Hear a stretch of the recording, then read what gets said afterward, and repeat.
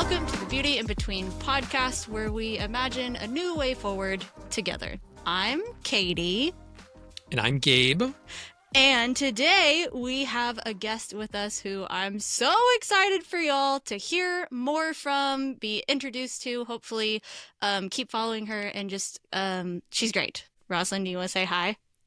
Hi, everyone. Roslyn is a Latina public theologian, content producer, creative strategist, and spiritual director, passionate about resourcing emerging adults as they navigate faith, identity, and justice, which is basically perfect for this season that we're engaging in. Her work integrates sociocultural awareness, spirituality, and activism to cultivate holistic healing, liberation, and formation. Roslyn's content often explores the intersections of theology and culture, offering thought-provoking reflections with clarity and depth. She brings a multidisciplinary lens to everything she does, curating safe spaces where emerging generations can cultivate their development and faithfully engage the world around them. Roslyn's creative practice is shaped by her lived experiences and a desire to hold space for the sacred in everyday life. When she's not ideating or writing, you'll likely find her in nature, immersed in ancestral stories and culinary traditions, or savoring moments of solitude with a cup of herbal tea in her giant mug. My giant mug. I was about to ask. Gosh, Yeah, you like, have it! what does it say on it? Yay! This one what does it says, say? be a nice human. I love It's it. a good reminder. It's a good reminder for us too, since you're pointing it to camera. At us, so. I love it. Well, okay, Roslyn, so before we jump into our conversation to talk a little bit more about the perfectly in your bio, we're basically just talking about everything that was in your bio. To some degree, a multidisciplinary approach through lived experiences, story, and theology, and culture, and justice, and identity, all of those things. Before we talk a little bit more explicitly about all of those things, we have started asking our guests, what have you been enjoying recently? And I can go first to give you some think time if you need it, and to also give Gabe some think time. So I will say, I was actually thinking about this on the way over because I knew that we were going to ask the question. And I have been so enjoying, one, I am still running consistently without injury, and it has been amazing, which has been really exciting for me. If anyone's been following me in the last couple years, many folks know that I was injured on and off for 5 years, and then I kept trying to run and hurt myself again. So I think I've finally done it. I'm really excited that I've been running, but I've also been running outside in Austin, which has meant that I've gotten to see a lot of blue jays recently. And I have been blue jays are my favorite bird for context. I know that they're kind of little jerks, as far as nature is concerned, but they're just so pretty and I love them. And I even got to see a blue jay and a cardinal together, which is my favorite bird combo, which is really fun. And I cannot help but take seeing so many blue jays in Austin after years of not really seeing that many blue jays as just a little wink from God, and it's been really fun. So blue jays are what I've been enjoying. The sign of something. The sign of something.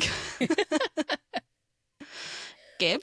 Well, yeah, to talk about what I've been up to, I guess, the past week. So we actually went to, the first thing that popped in my mind is that we went to a friend's house this last week. Is first time we've really been able to go over to their house, and the first time they've really had somebody over at their house, which was fun. Mm-hmm. We had to play a lot of rock band, which Katie was going ham on the drums. Oh, man. But I'm so good at rock band drums, and I had forgotten. You were breaking a sweat. Shout out to my best friend from junior high and high school, Tim. I have no idea if he'll ever see this, but he is the one who taught me how to play drums, because he actually was and is an actual drummer in real life. So he's very good at rock band drums. I was genuinely impressed, though. But yeah, so that was fun. And then I went running with Katie this morning. And then recently I applied to an esports head coach position at a school. So that would be a really cool thing if I got it. Huge update. Something that we're definitely hardcore praying about. So by the time this comes out, there'll probably be some new news over it. So I'm excited for it. Hopefully we'll be posting all over, and we can start referring to Gabe as Coach. Coach Gabe. Yes. Yeah, it's been great. Yes. How have you What been? about you, Ross? What have you been enjoying lately? Those things sound so fun. And yeah, I'm really hoping that you have news to share. Yeah, Hopefully. yes, fingers crossed. I have been enjoying a couple of things. I've been enjoying doing The Artist's Way. If anyone is familiar with that, it's a book that helps blocked artists, and it's actually quite spiritual. And I learned about this book several years ago, but I had like read it on audiobook and then didn't have time to actually do the practices and do it as a program. And Slowly and thoughtfully. yes, slowly and thoughtfully. I had no time for that. um, but recently I've had the opportunity to be able to take the time to do it. So I've been doing that. And one of the things that you do as part of the program is that you write morning pages every day. So you write 3 pages of long form, kind of like journaling in the mornings, and you take yourself on a date. It's called an artist date. And so you're supposed to do that every week. And I've been having a lot of fun thinking about what I can do to take myself out on dates, to do things that I really like. And the thing that I'm enjoying particularly this week is that it wasn't an artist date, but I did get to go to the Tule Elk Reserve that is only like 40 minutes from my house. What is that? I mean, so- I get it's an elk reserve, but I have never heard of that. Yeah, so I'm from Central California, at the Bakersfield, Fresno area, and a lot of people say like, "Oh yeah, I heard of that place. I drove through there." And I think a lot of people, and myself included, have thought of like this place that is my hometown, kind of like that too. Like there's not much to do here, but looking for things to do that are around here has been really great for me, to see the beauty and the richness of what is here. And so I had wanted to take my dad, who's really into nature and like hunting and all that stuff. Obviously, you don't hunt the elk at the reserve, but Right.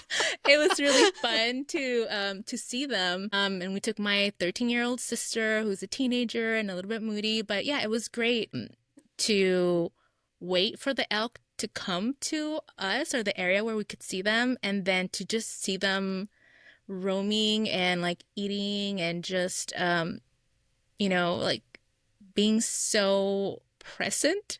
It was something really nice to like admire nature and to just take a time to also be present and take a break and do things slowly for several hours. Sounds like such a cool time, and it's something that we definitely do not have the option of in Texas. Maybe near El Paso, since that's kind of mountain, so like who knows what's in the general area of West Texas. But generally speaking, we definitely do not have elk reserves that we can just go to. Yeah, we have some nature reservations that aren't too far away. And I mean, I used to go to them more as a kid, but I haven't been to one in a long time. Okay, so from there, if we talk about a little bit the intersectionalities of what you were mentioning, Roslyn, between communing with nature and adding in a sort of spiritual element as far as being present and just taking time to be present and be slow and pay attention to who and what is around you. What we're going to talk more about within today's topic, and why Gabe and I are so excited to have you on specifically, because I know that you have been really intentionally engaging with kind of the question of what does spirituality look like? What do rhythms, what do more like integrating more indigenized practices in your faith walk look like? You have just been asking and walking a really great road with a lot of really good questions within just sort of engaging the question of what does spirituality look like broadly, and what does rooting that in our faith, our heritage, our families, our background, what does all that intersectionality look like? So to hopefully just get the ball rolling, and we'll see where we wind up at the end of this conversation. For you, Roslyn, what has it meant and what has it looked like for you to either reclaim or reimagine your faith, not just as things that have been deconstructed, but as something that you are authentically making your own, rooted in your own life stories, heritage, etc.? Yeah, this is when I think about this question, it feels like such a loaded question because there is so much that we can talk about. And reclaiming my faith for me kind of has it goes hand in hand with part of reclaiming my identity. And so it's very well put as you have it I like idealized here, that is an intersection. I think sometimes people think that faith is a linear journey, and it is very much not. And so there's so Yes. many intersections, and you come back to so many things, um and you, even as you progress or you evolve, you keep coming back to different aspects, or finding different aspects of yourself, or recovering different aspects of even your family or other parts of your life. So yeah, it's been, honestly, it's a lot of hard work. Because there's also been healing that has been happening in there, psychological, emotional, spiritual. And but I could say that for anyone who's going through something like this, who is deconstructing, I actually find the term decolonizing and indigenizing more helpful than deconstruction. Um, Deconstruction does feel more like a white term, or like in the realm of how whiteness would see the evolution of someone's spirituality, of you take something Mm-hmm. apart and you put it back together. That's not really what happens as you are evolving your faith.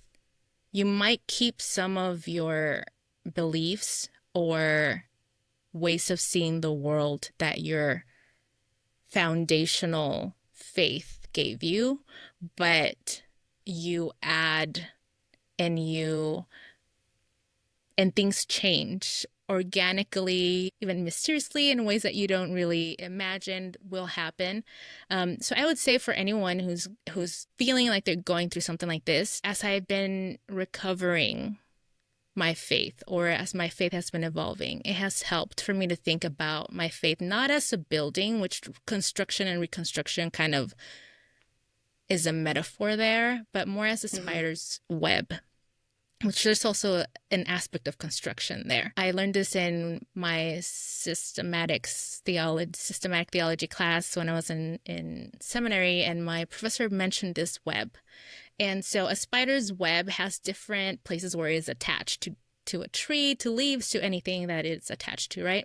So when one of the threads becomes undone or unattached, it's not going to fall apart because there's stability in other places of this web. But Yeah, when you that's think really of good. your faith as something that like is a building, if you take a very foundational, like cornerstone thought of your faith, the whole building comes apart.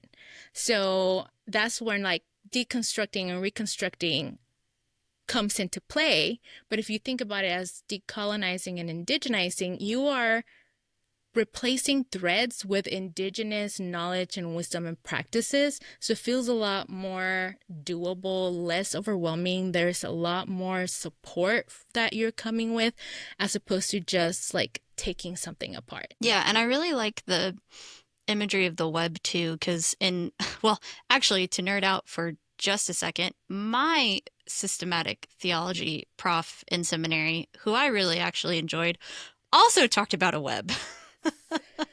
And I think he was also sort of pushing back in our class and context against the whole idea of like the church isn't supposed to be a whatever, it's supposed to be a hospital or something like that. And he was like, let's just completely shift what the heck we're talking about as far as what the church, capital C, can be, what the faith that we're talking about should and can enable us as connected, communal, multifaceted beings interacting in community. I think the web analogy allows some fluidity to it. The idea that it's ever changing, because the nature and context around it is also ever changing. The leaf that it's connected to might fall, or it should fall at some point in a season changing. And also, Roslyn, to sort of drill it down a little bit more, because that initial question was kind of intentionally loaded just to like get us into the water, because analogy upon analogy.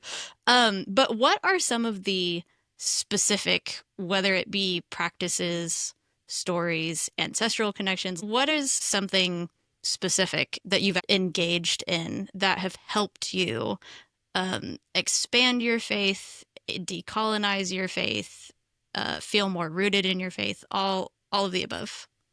I really find that flow is a really helpful metaphor for me when I think about alignment in my identity and spirit and God. And in even if you think about like that movie Soul, right? Whenever they're talking about like, oh, this person's in a flow state, like whenever you feel Yes. like time just passes by or you feel most alive, it feels like that's the thing you were like created to do, right? As creator is creative, you are also creative, and your heart and your soul are just like singing in that moment. And that for me feels like such a strong analogy of like water also just like carrying someone, that you have to surrender to the flow, which is really hard for us. We have to surrender to it, but it gets us where we need to go.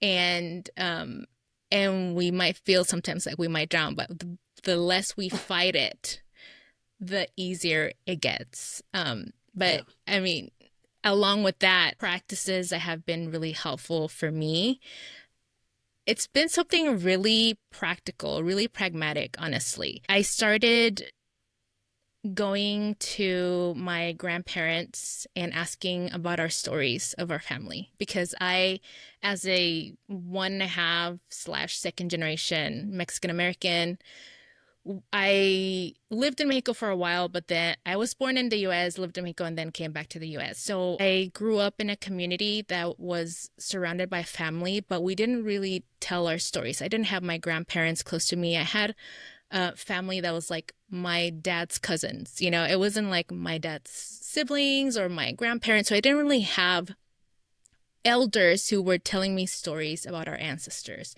So I started working on a genealogy, which really helped. And in that, I also did I did a 23andMe when everybody was doing them in 2020. When everyone had time. Why not?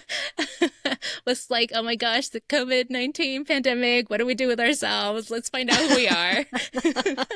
The best time to ask those questions. To somebody else. Yeah.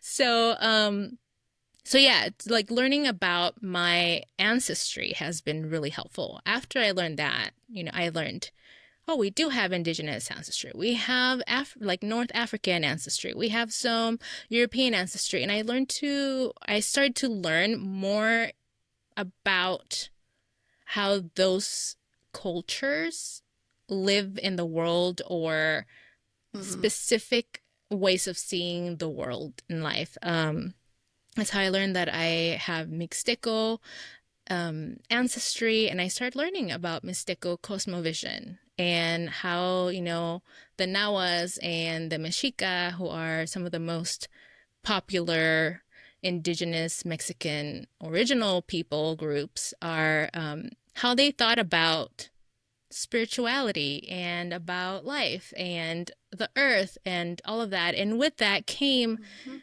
the Mexican culture is so rich and like pregnant with indigenous culture. So all of this like practices of drinking tea, of doing daily rituals, for lack of a better word, or of seeing the spiritual aspect in very quote unquote mundane things, comes from these indigenous cultures. And as with colonization, these things get passed down, but they get whitewashed, or the spiritual or the indigenous aspects of it get washed away.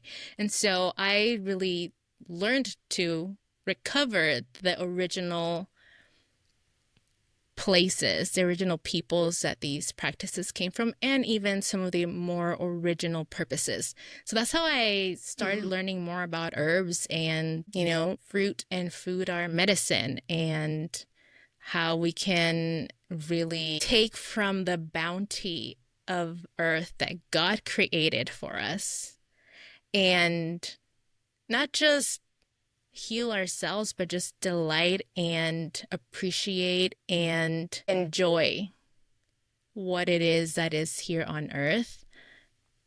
as not just a consumer, but also someone who co-creates, who co-labors, and co-cares for creation. Co-cares, I think, is so well put. But I think we as just like as a people would be so well served if we did have that subtle shift just in language and like inner dialogue and dialogue amongst other believers even of the idea of what does engaging in co-care look like? Co-care with creator of creation and also co-care of each other. Like I love that word. And I'm going to start using it now.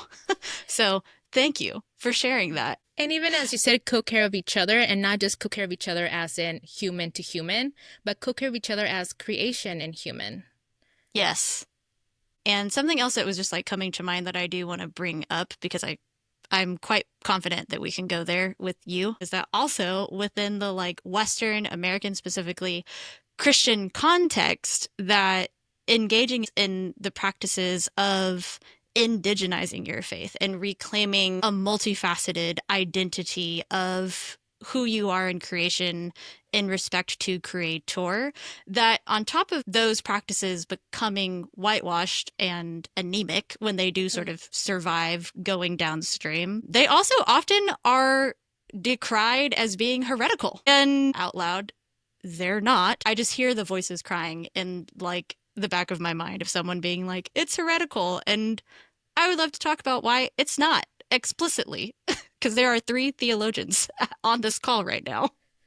Wow, that's such a deep question, and we can go so many different directions.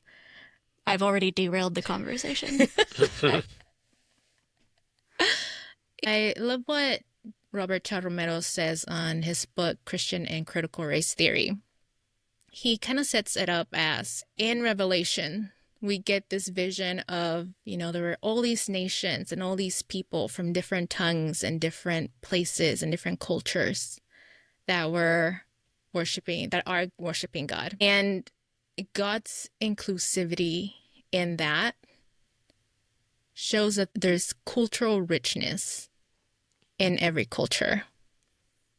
And also as people that were created by God and put in different places of the earth, or who have developed to inhabit different places of the earth. Right.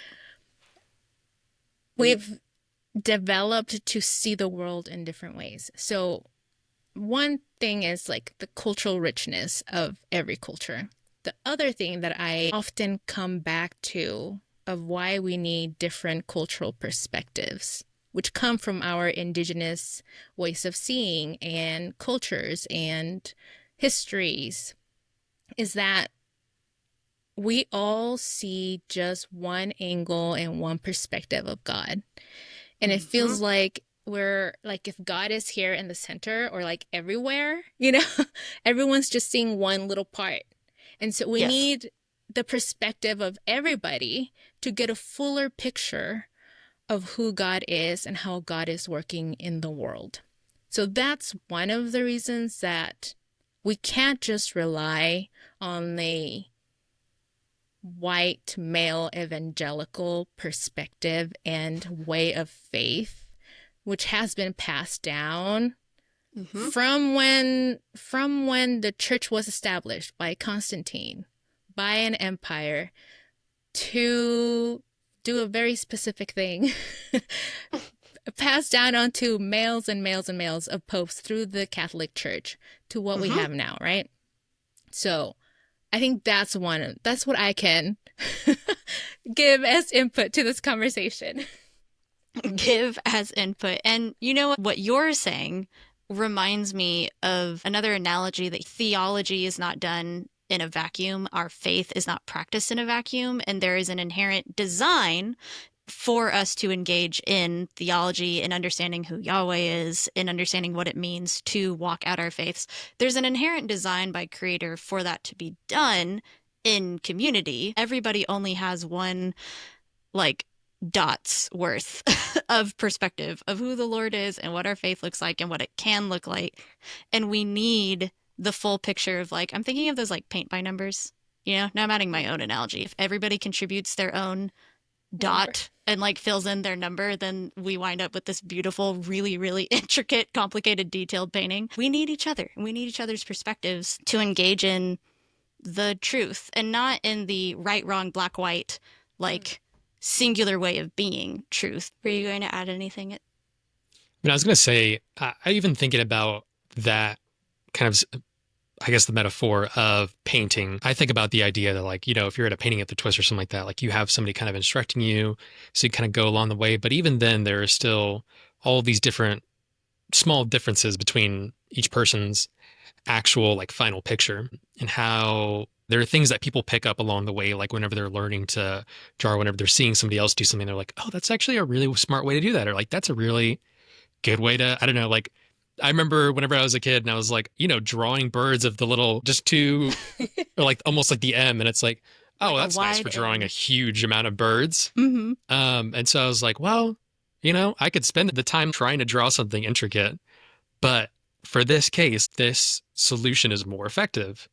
But I think sometimes too, especially within like the newer generations, or as we get further and further from like our cultural roots, and I feel like I kind of see this within my Mexican side of the family, is like there are pieces of culture that are left behind almost for efficiency's sake sometimes, where it's like, don't want to go through the trouble of trying to learn the stories, or, oh man, like I don't feel like that's really an easy thing to do. Then, like you're saying, people might say, there's no sense in doing that. Like it's just a waste of your time. You should be doing this instead, or like this would be a better practice. Yeah, I know what comes to mind is that as we uncover more of who we are, we become more fully ourselves.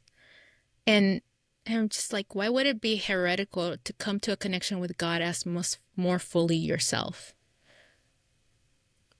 God created us and wants us to feel safe with God. So cutting part of ourselves away for the sake of a connection with God that God's not even asking for the connection to be that way is antithetical to God's very being of love for God's creation, for humanity. At the end of the day, I think for me, something that is very strong is that my connection with God has widened and deepened and grown and evolved. And so people can quote Bible verses and theologize and argue. I think at the end of the day, I am not here to argue with people. I'm here to delight in God's delight of me. And that means that I get to go to the depths of who I am and to the mystery of who God is, and feel safe in that mystery, and to be held in that acceptance, even when things are not certain. And that's actually a white supremacy kind of thing, Mm-hmm. And we're not always going to have all the answers, and things are not always clear. The path is not always like straight and clear.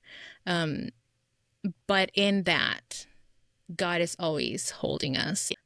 I think whenever I talk about this with people, when they hear that there is a peace that comes, and a growth of love and of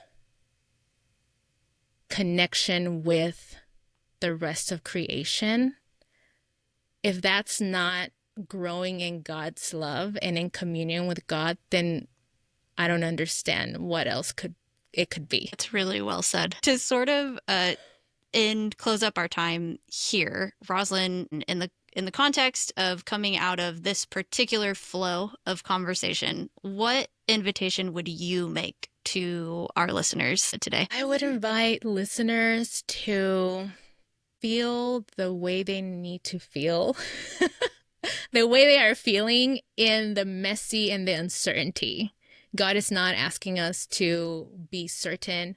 God is not asking us to be apologetists, or I don't even know how you would say it. God is not asking us to defend God. What God wants is a connection with God, and one through which God's love flows through us to the rest of creation. And so I would say my invitation is don't feel like you need to be a certain way.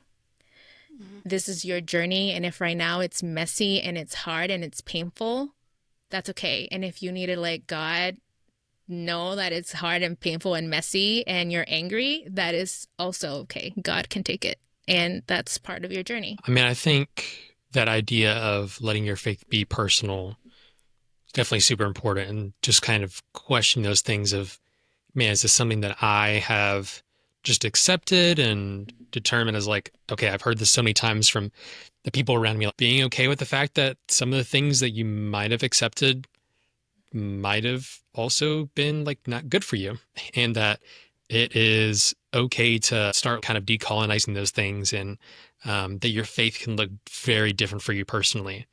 Because I think the main example I was thinking of is how, like with my ADHD, like if I try to make myself conform to society or like what seems normal to me, it's going to be really difficult. And I'm going to feel like there are so many broken pieces and feel so scared and just, I don't know, dumbfounded by the fact that like, I can't just make myself be this person or to do this thing. And so people get value out of different pieces. Like some people around you might not enjoy the things that you do as much. And you might be around some people that you're like, I don't enjoy that practice as much, or I can't, get into this sort of thing. But finding that place where you feel at home with God, and being open to the fact that, yeah, it looks different for you versus every other person, and being cool with creating something that is unique, and not needing to feel like you have to conform. I think for me, I would just extend the invitation and question to all of you out there of just asking yourself the question of what it might look like to reclaim a part or multiple parts of your own story, but to also do it under the umbrella and to integrate the Lord and your own faith and spirituality into that practice. So rather than setting identity and your family story way over here, as far as the East is from the West, from your faith, of the idea of what could it potentially look like to reclaim, re-engage, ask questions about who you are now and where you've come from in the context of both faith and identity, of asking God and expecting to find and see more of who he is as you engage in those questions, whether that be specific questions and elements of stories of your family on either side, on both sides, if there's adoption or the foster system in there. There are so many pieces of story that the Lord might have for you to engage and re-engage in, is just what I would say. That would be my encouragement and invitation. Can I add a little bit? Another thing Yes. that I would... Of course. Do it. And I'm would keeping say- this in. I'm not even going to edit this out. Just add it. I would say it's okay to be in process, and we don't really ever arrive. Yes. Spirituality changes, life changes. It's okay to not believe something that you believed something before. Like I believe things now that I probably won't believe in weeks or years from right now. And that's part of the process. There's somewhere in the Bible, in the New Testament, it says, test everything. And then we go on this journey with God beside us in our connection with God. When things are not for you, or things are like, they seem like they're not really from God, it'll become clear that it's not something that God has for you. So don't be afraid to try things, but do it. Stay in process. Stay in process and with discernment. Because if we don't change, if our faith doesn't change, if we think that we get to a certain degree and we already know everything, that means that we become stagnant. Things that become stagnant die. Remember the spider web. It adapts, it evolves. It changes with life and whatever comes its way. The rain, the leaves that fall, other insects, it stays agile and in process. In process and remains strong. The strength comes from staying in process and agility. Hit a bow on it. It really popped in my mind of like, oh no. Yes, the bugs, the wind, me hiking on a trail and accidentally running into my face. I thought of that. Spider webs. Yes. Precisely. And Roslyn, the floor is still yours. Take it for whatever you'd like to share. Well, if anyone wants to connect with me, they can find me on Instagram, on LinkedIn, and on Facebook. And it's the same handle on all three of those. It's at Roslyn M. Hernandez. Which we will have in the show notes. Y'all can click away. And my website is roslynhernandez.com. Good for you for actually purchasing a URL. I still haven't done that. That is really awesome. Thank you for having this conversation with us, Roslyn. Thank you for jumping in and going down all of the rabbit trails with us. And it also feels like, since we are both on the Chasing Justice team explicitly and under the CJ Podcast Network, it's also fair to explicitly say in this recording, also go follow Chasing Justice. Yes. Go follow Chasing Justice. Join the CJ Patreon, to which there are also links in our show notes. In this context, joining the CJ Patreon explicitly, literally, even at $5 a month, actually supports like half, the majority of producing a whole episode, which would be awesome.